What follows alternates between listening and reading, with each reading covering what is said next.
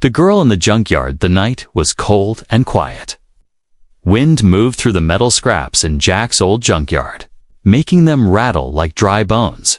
He was about to lock up his small workshop when he heard a soft thump, followed by a scraping sound. At first, he thought it was just a raccoon again, or maybe a cat. But then he heard breathing, shaky, scared, and not human. Jack grabbed his flashlight and stepped outside. The yard was full of broken machines, old ship parts, and forgotten junk. He moved carefully, his boots crunching on gravel and rust. He pointed his light toward a pile of scrap.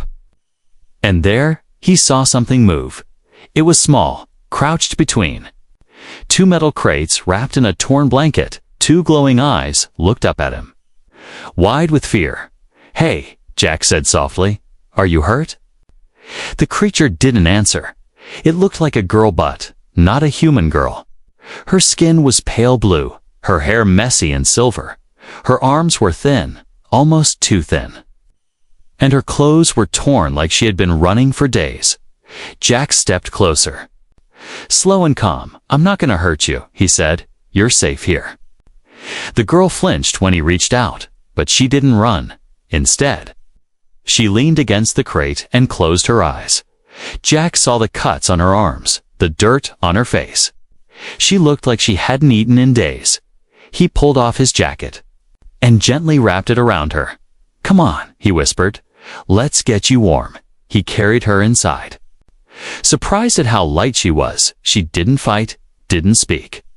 Just held onto the blanket like it was the only thing she had left. Jack placed her on the old couch in the corner of his workshop. He made her some soup, then offered it too.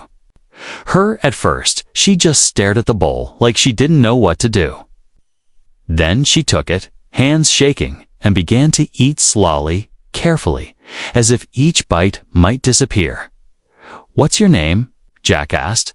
She didn't answer, just kept eating. "Where did you come from?" Still nothing. Jack sighed and sat beside her. "All right. You don't have to talk," he said. "You can stay here tonight." Hours passed, and the girl finally fell asleep, curled up like a small animal. Jack covered her with another blanket and looked at her face. Even with dirt and bruises, she looked peaceful now. He didn't know who she was or where she came from.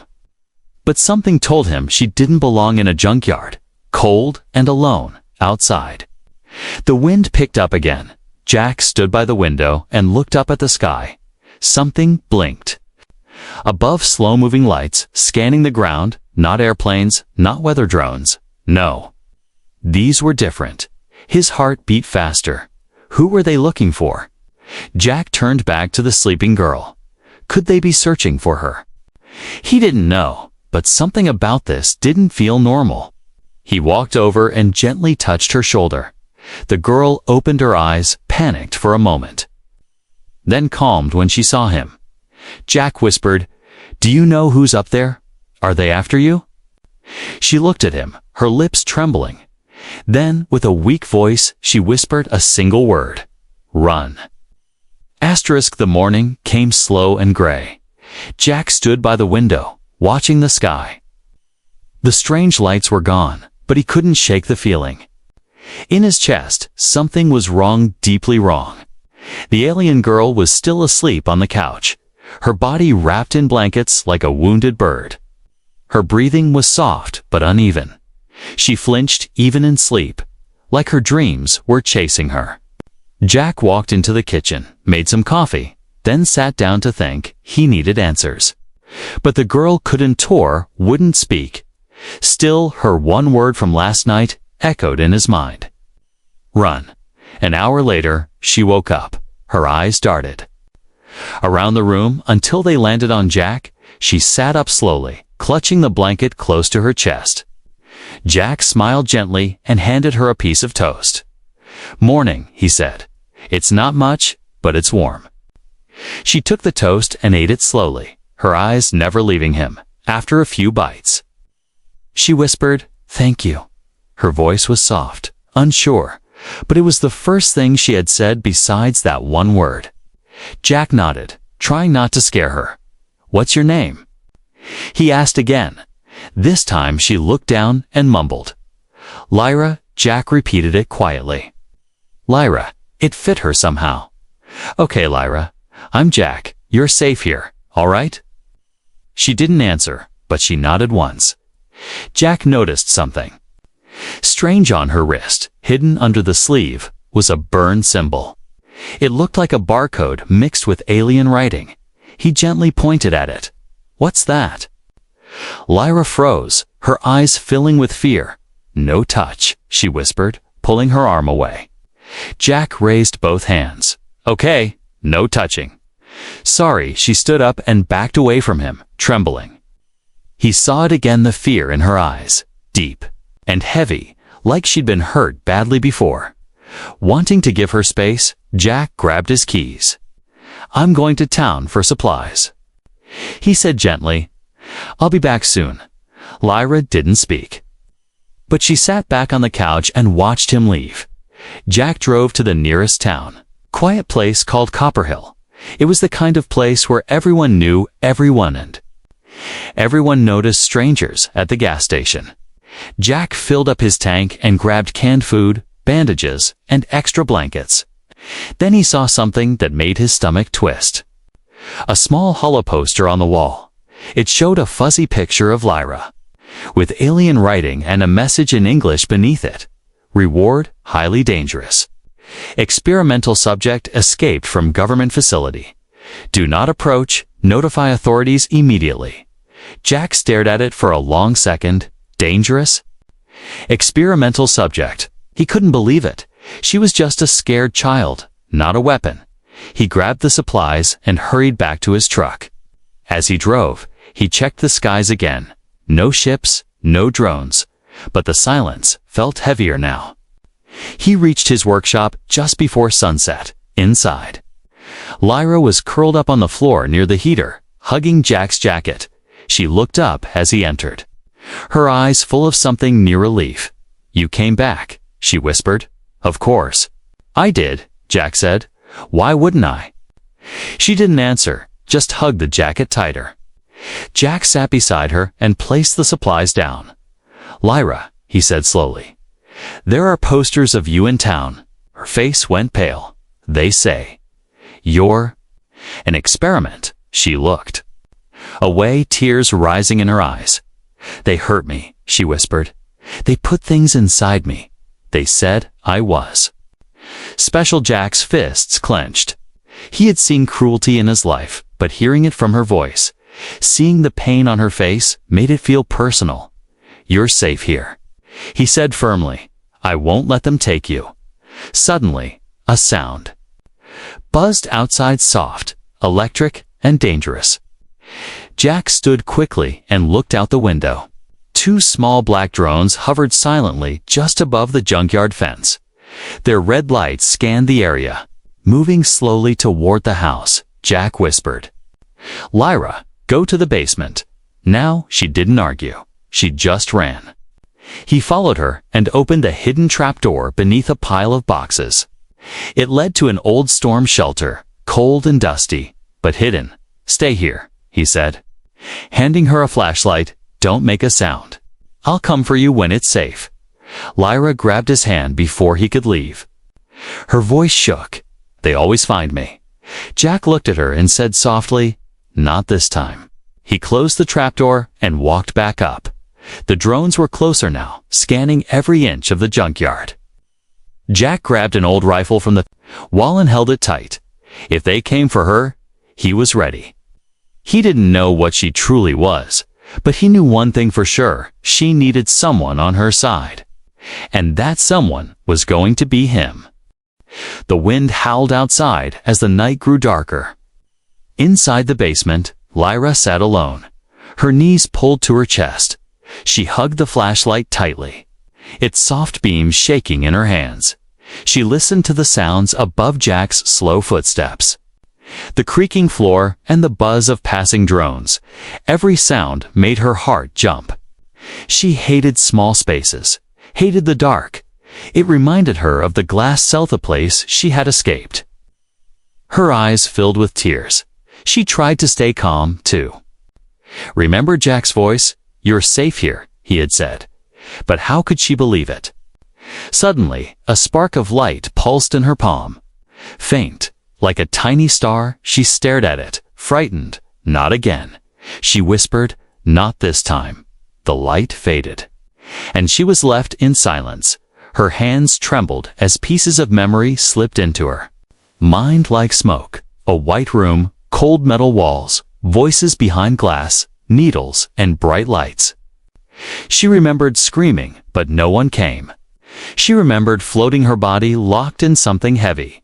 They tested her every day, measured her, scanned her. They called her subject L9. She was not a person, only a thing to them, a project, an asset. She remembered one man with kind eyes who had whispered, "I'm sorry," before pressing a red button. Then everything turned to flames. The fire started from the ceiling, spreading fast. Screams echoed through the hallways. Alarms blared. Doors opened, and Lyra ran. She didn't look back. She ran. Through smoke, broken glass, and chaos, until her feet couldn't carry her anymore. She crawled through a fence, through trees, into the junkyard where Jack found her. A sob escaped her lips as the memories ended. She curled tighter into herself, wishing she could disappear upstairs. Jack waited with the rifle in his lap.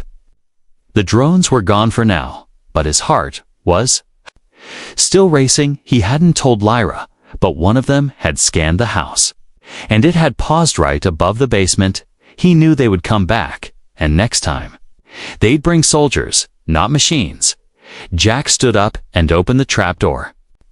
Lyra looked up, her eyes red and tired. He climbed down the steps and knelt beside her. "You okay?" he asked gently. She didn't answer, but she leaned her head against his shoulder. Her voice was barely a whisper. "I remember now." Jack stayed quiet, letting her speak. "They locked me up. They hurt me. Every day they asked questions. Tested me. Burned me." Her fingers tightened on the flashlight. "I escaped during a fire, I think. Someone helped me." Jack felt anger rising in his chest. Who could do that to a child? Even an alien child. He wanted to break something, but he kept his voice calm. "You're safe here." He repeated. "No, I'm not." Lyra whispered. "They'll come. They always come." Jack stood and helped her up. "I've been through war," he said. "I know how to hide someone. Trust me." He gave her a half smile. "Besides, I've got something they don't." Lyra looked at him, confused. "What?" Jack nodded toward the stairs. "A scrapyard full of junk and traps, and a very smart girl who just needs time to heal." She gave the smallest smile, and Jack felt hope again. Later that night, Jack began building a secret space beneath his garage. He pushed aside old crates, pulled out dusty blueprints he used to smuggle refugees during the Terran border conflicts. He still remembered how to hide people, how to build false walls and silent vents. Lyra helped as much as she could, passing tools, watching him work. She liked the quiet hum of the welding torch, the soft clink of screws, for the first time in years. She wasn't locked up. She was helping. Jack told her stories to keep her calm. About the stars he saw as a young soldier, about the time he helped a robot dog cross the border, and about his old friend who once hid an entire alien family in a food truck. Lyra listened with wide eyes. "Why did you help them?" she asked. Jack shrugged, "Because no one else did." Then she asked softly, "Why are you helping me?" Jack looked at her, then said, "Because you matter, Lyra. You're not a test subject. You're someone who deserves a chance." Lyra looked away quickly, but not before Jack saw her eyes fill with tears. That night, she slept in the new hidden room Jack built. It wasn't perfect, but it was warm and quiet. She curled up on the soft cushions and held the glowing crystal she kept hidden. A piece of her past, a reminder of something, someone she couldn't yet remember fully. As Jack locked up the shop and looked at the sky again, he saw a new light appear above. Not a drone, not a ship. This one was bigger and heading straight for the ground. He knew what it meant. They were coming, but this time he wouldn't run, and neither would Lyra. Jack didn't sleep that night. He sat by the window, rifle across his lap, eyes on the sky. The large ship he saw earlier had vanished behind the clouds, but it would return. He was sure of it. Down below, Lyra rested in the hidden room. Her breathing was calm now. Her glow had faded, but Jack knew it wouldn't last. They would find her, and they wouldn't stop until they had her. At sunrise, Jack made a decision. They had to leave, not just hide escape. When Lyra came upstairs, she saw Jack packing supplies into crates, blankets, food, batteries, tools, even a small medical kit. She tilted her head, confused. "Are we moving?" she asked softly. Jack looked at her and nodded. "We're going off-grid, out of Copperhill, maybe farther. Somewhere safe." Lyra's fingers gripped the edge of the table. "They'll follow, they always do." Jack smiled gently. "Let them. I've got a few tricks left." Behind the junkyard was a broken hover truck, an old military model Jack hadn't touched in years, covered in rust. With vines creeping through its wheels, it looked like junk, but Jack knew how to bring it back to life. "Think you can help me?" he asked. Lyra nodded quickly, eager to be useful.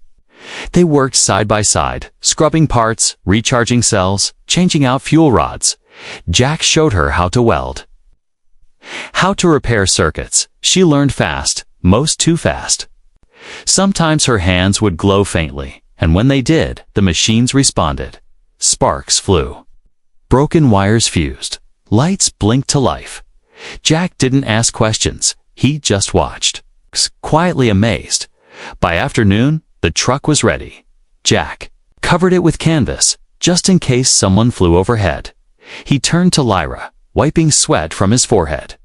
"We'll leave tonight, once the town's asleep." Lyra hesitated, then asked, "Where will we go?" Jack stared toward the distant mountains. "There's a man I knew. Name's Holloway. He used to help off-worlders disappear. If anyone can get you out of Earth's reach, it's him." Lyra nodded slowly, but her voice trembled when she whispered, "And what about you?" Jack blinked, surprised. "I'm going with you." Of course, her eyes widened. "You'd leave your home?" He smiled sadly. "This place. It's just metal and dust. You're more important." Before they could speak more, a loud thud shook the ground. They both froze. Then came another closer, heavier. Jack grabbed his rifle. Back inside now, they ran into the workshop and peeked through the back window. In the distance, across the valley, something massive landed, a drop pod. Black. Smooth, humming with power. Military? Jack's heart sank. "They're here." He moved quickly, double-checking the supplies, loading the truck. But then Lyra cried out, "Jack, look." Out by the main road, 6 black drones zipped through the sky, scanning the junkyard. Jack knew the moment had come too early, too fast. "We're not waiting," he said, climbing into the truck. "Now or never." Lyra jumped in beside him. Clutching the glowing crystal in her hand, Jack pressed the ignition switch. Nothing. He tried again, still nothing. "Don't do this to me now," he muttered, banging the panel. Lyra reached out, her hand glowing softly. She touched the dashboard, and suddenly the engine roared to life. Jack looked at her, stunned. "You just..." She shook her head. "I don't know how. It just happens." He floored the accelerator. The hover truck lifted off the ground and shot forward, smashing through the back gate. Dust flew everywhere as the old vehicle bounced over rocky trails. Behind them, the drones gave chase, lasers flashing through the trees. Lyra looked back, eyes wide. "They're gaining on us." Jack gritted his teeth. "Hang on." He swerved into an old tunnel system, a forgotten mining route he'd once used to move stolen cargo. Dark and narrow, but it led deep through the mountains. The truck barely fit, scraping against the walls. The drones followed for a moment, but then pulled back. Blocked by the rocky entrance, they drove in silence for minutes. Then finally stopped. Darkness surrounded them, but they were safe for now. Jack turned to Lyra. "You okay?" She nodded, trying to catch her breath. "Jack." She whispered, I think I'm dangerous." Jack shook his head. "No, you're valuable. That's why they want you so badly." She stared at her glowing hand. "I didn't mean to use it. It just happens when I'm scared." Jack put a hand on her shoulder. "We'll figure it out together." He leaned back in the seat and closed his eyes. Outside, the sound of wind echoed through the tunnel. They had escaped for now, but Jack knew this was only the beginning. The tunnel was dark, silent, and cold. Jack leaned against the seat of the hover truck. Trying to rest, his muscles ached. His mind was running wild beside him. Lyra sat with her knees pulled up to her chest, staring at her glowing hand. Neither of them spoke for a long time.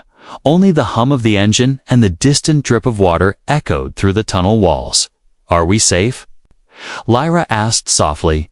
Jack opened one eye and sighed. "For now," he said, "but they'll find a way in." "They always do." Lyra looked down, the glow in her hand fading slowly. "I didn't mean to hurt anyone," she whispered. Jack shook his head. "You didn't hurt anyone, you saved us." She bit her lip and turned away. "I feel like something's waking up inside me. Something big. I don't understand it." Jack looked at her. This girl who had fallen from the stars. She was scared, confused, but there was something more in her eyes now. Strength, power, and a spark that terrified those chasing her. He gently asked, "Do you remember anything else?" Lyra hesitated, then nodded. "When I was locked in the lab, they used to bring people in, scientists, military men, even aliens from other worlds." She paused, voice shaking. "They said I wasn't supposed to exist. They said my blood carried something old, something forbidden." Jack sat forward, alert. "What do you mean?" "They called it the ancient flame." She whispered, "A lost power that once ruled the galaxy. But it was too strong, too dangerous, so they erased it. But I have it." I think Jack felt a chill go down his spine. "You're saying you have something that the whole galaxy fears?" Lyra nodded slowly. "They didn't want me to live. They wanted to keep me in a cage forever." Just then, a loud blast echoed through the tunnel. Boom rock and dust rained from above. The truck shook. The ground cracked beneath it. Jack grabbed Lyra and pulled her behind him. "It's them," he growled. They found the tunnel from behind. Bright lights appeared. 3 sleek black drones zipped forward. Scanning, targeting. One of them fired, a laser beam slicing through the side of the truck. Jack returned fire with his rifle, the shots bouncing off their shields. "Run!" he yelled, pushing Lyra down a side path. The air was filled with dust, smoke, and buzzing machines. They ran through the tight corridor, footsteps echoing. Another blast behind them threw Jack into the wall hard. He groaned, blood dripping from his forehead. "Jack!" Lyra screamed. Crawling to his side, she touched his chest, her fingers trembling. "I can't. I don't know how to stop them." The drones hovered into the hallway, their red lights blinking, charging weapons. Jack looked at Lyra, blood in his teeth. "You don't have to know how," he whispered. "Just feel it." The moment froze. Lyra looked into his eyes and something inside her unlocked. She stood, eyes glowing like twin suns. Her body surrounded by a soft blue aura. The air changed. The tunnel shook. The drones aimed, but before they could fire, Lyra raised her hand. A burst of light exploded from her chest, pure, silent, powerful. The machines were thrown back, crashing into the tunnel walls, sparks flying, metal twisting. The ground split. The air grew still. Jack shielded his face as the light faded. When he looked again, the drones were gone, melted into the rock. Lyra stood in the center of it all, her chest rising and falling. She looked older somehow, stronger, but deeply tired. Her knees buckled, and she collapsed. Jack crawled to her, pulling her into his arms. "I'm here," he whispered. "You did it? I didn't mean to," she gasped. "I just got scared." Jack held her close. "It's okay. You're learning." They rested there for a while, the silence heavy but calm, when Lyra opened her eyes again. She looked at Jack. "You're hurt," she said. He gave a weak smile. "I've had worse." But Lyra's hand began to glow again, this time soft and golden. She placed it over his wound, danced slowly.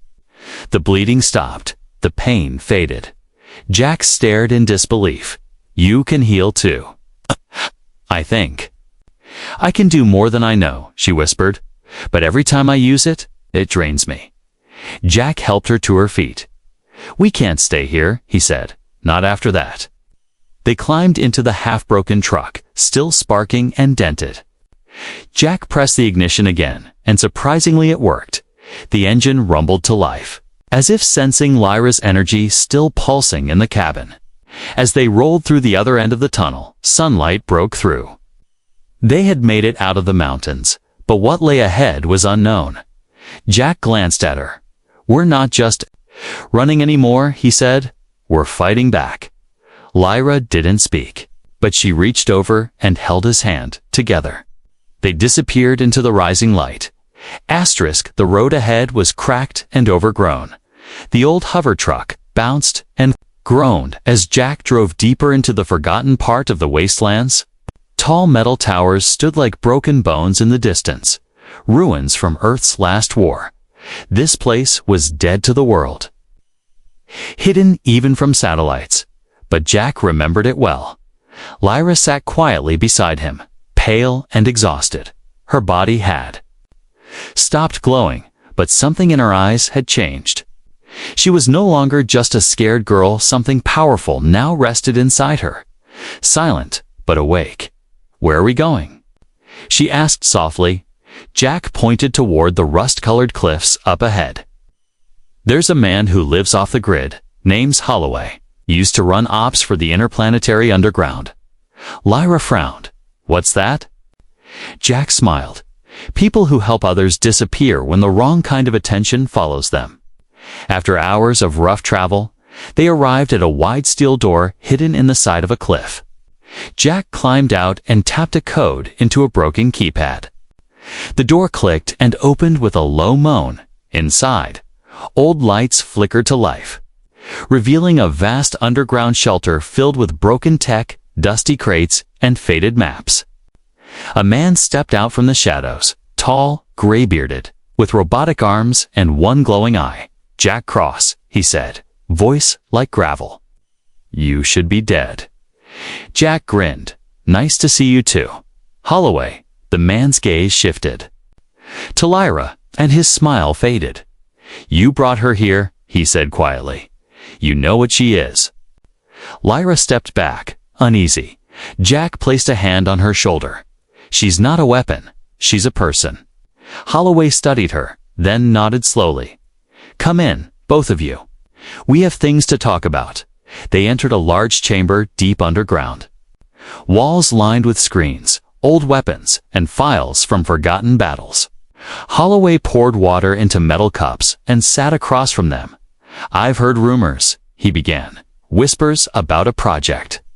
Something buried by the Galactic Council. Something old, dangerous." Jack nodded. "She remembers them calling it the Ancient Flame." At that, Holloway's face darkened. "That power was wiped out long ago," he said. "Those who held it could bend energy, heal wounds, destroy entire fleets with a thought." Lyra's eyes widened. "I don't want to destroy anything," she whispered. "I didn't ask for this." Holloway leaned forward. "But it's inside you, girl.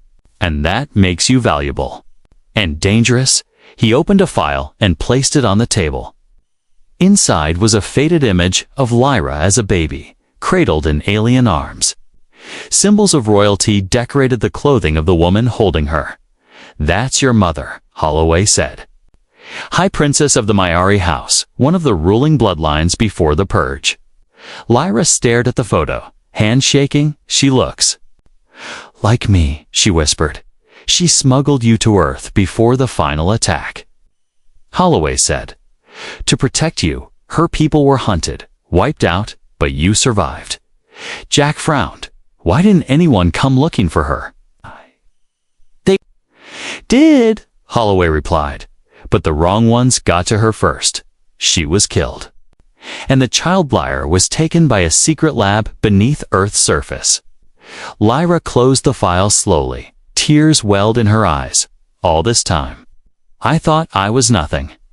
Jack shook his head. "You're not nothing. You're more than."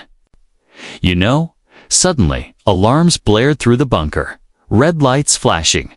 Holloway jumped to his feet. "Checking a screen? Damn it! How did they find us?" Jack stood too, grabbing his rifle. "Get Lyra to the escape tunnels. I'll hold them off." But Lyra didn't move. She stood still, her eyes glowing again. "No," she said quietly. "I won't run anymore." The ground shook as something massive landed above. Dust fell from the ceiling. Cracks appeared in the walls. Holloway grabbed a pulse cannon from the wall. "You're powerful, girl, but you're not ready." Lyra looked at him, her voice steady. "I wasn't ready before. But now I remember who I am." She stepped forward, holding her crystal. Blue light pulsed from her chest, soft but strong. The air felt heavy, like the world was holding its breath. "They're not just after me," she said. "They're after what I could become." Jack looked at her, his heart full of both fear and awe. "Then what do we do?" Lyra turned toward the metal door. "We stand," she said, "together, outside." Black armored soldiers surrounded the cliff, weapons ready. Inside, an alien girl with a fire in her soul stood tall. Her past lost, her future unknown, but her purpose finally clear. Jack loaded his rifle. Holloway powered up the defenses. And Lyra whispered one word to the wind. "Come."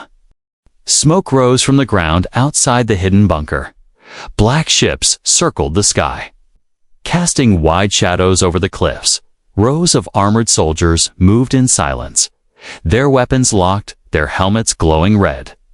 They were here for one thing: Lyra, inside the bunker. Jack checked the rifle in his hands one last time, beside him. Holloway adjusted the power cables on an old defense turret, and in the center of the room stood Lyra, her silver hair flowing behind her, her crystal glowing brightly in her hand. She was no longer trembling. She was calm, too calm for someone about to face an army. "They're not going to stop," Jack said quietly, "even if we fight them off today." "They'll send more." Lyra nodded. "I know," she said. "That's why this has to end here." Holloway turned to her. "You don't have to fight them alone, kid." Lyra looked at him, her voice firm.